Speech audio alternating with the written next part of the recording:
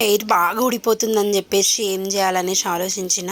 So మా ఇంట్లో అయితే నాకు ఫ్లెక్స్ సీడ్స్ ఉండే అన్నమాట. కొన్ని రైస్ తీసుకోవాలి, ఫ్లెక్స్ సీడ్స్ తీసుకోవాలి, ఇంకా మెంతులు తీసుకోవాలి, కరివేపాకు తీసుకోవాలి. అన్నీ కలిపి మంచిగా బాయిల్ చేసుకోవాలి. బాయిల్డ్ అంటే ఎంతో సేపు చేసుకోవద్దు, జస్ట్ 10 minutes చేసుకుంటే సరిపోతుంది మనకి.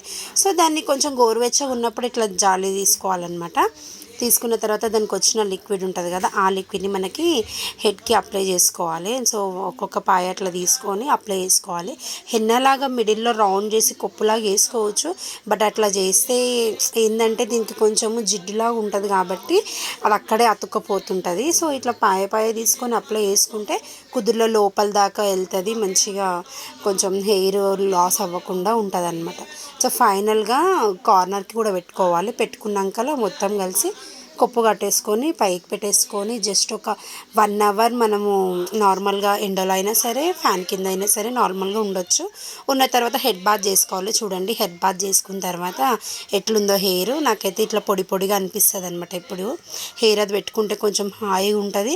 సో మనం ఎటు దువ్వుతే అటు వచ్చేస్తుంది అనమాట, సిల్కీ సిల్కీ అయిపోతుంది హెయిర్ కూడా, గ్రోత్ కూడా బాగుంటుంది.